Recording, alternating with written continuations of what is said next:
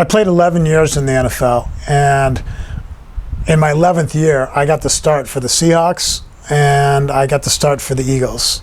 And we won most of those games, and I had a pretty darn good year. And so I signed a great big contract for my 12th year of football. I got cut.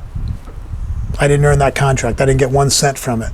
I didn't make the team. And so I flew home from Philadelphia back to Seattle to my wife and my kids, who I'd been gone from for 7 weeks. I'm being rejected by the NFL. My career looks like it's going down the tubes. And finally a quarterback gets hurt, and it happens to be on the Seahawks in the town where I have played for 5 years. Our kids are going to school. Our home is there. So I called the coach, who I knew. And I said, Coach, I'm in town. I'm in shape. I'm ready. Call me at any minute. Sign me. And that was a voice message I left for him. And then he got my message machine and says, hey, Jeff, sorry about you getting cut from the Eagles. We're going to sign a guy from the World League. Good luck. Click.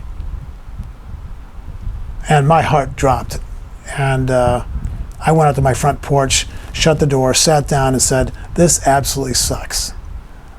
I can't believe, after all I've gone through, fighting, persevering, climbing the ladder, being a good teammate, getting traded, getting cut, starting with helping this new team, the Eagles, and now I'm left out of the league altogether. I'm just going to sit here and feel this stinking pain. I'm not going to pray. This isn't fair, God. And so I'm having this pity party. And then I really believe in teamwork, not just in sports. I believe in marriage. I think that marriage is the absolute ultimate team. And my wife, my teammate, comes out to console me. I'm sitting on the porch. I'm telling God I'm not going to pray. I'm mad, having this pity party. And she says, Jeff, I can't imagine how much this hurts, but we've been through some tough things together. And God's always had a purpose. He's always had a plan. He's always shown that he's good.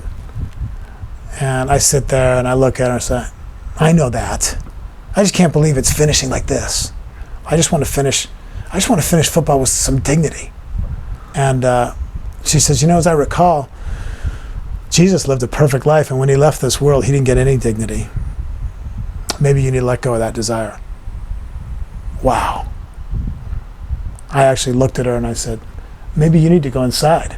I was upset. So she went inside, and my worst professional moment of my life, when my career was dropping out and it was ending and I was shattered and I was realizing more of my identity was wrapped up in the NFL and in quarterbacking than in who God says I am, my worst moment of life converted to my very best moment of life in a matter of 15 seconds. Because I had this epiphany. I started thinking about the Jesus she talked about, living a perfect life. He was God, and they said he was falsely claiming to God.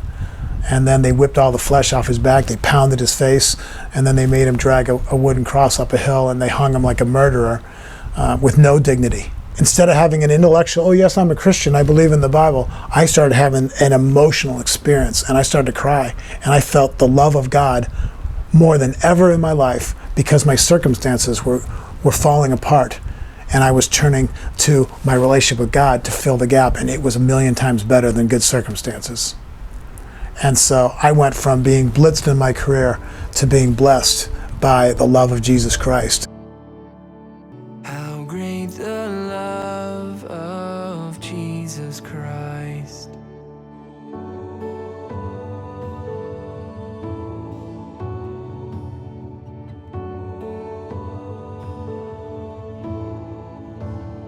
Upon the cross of Calvary, the blood was shed that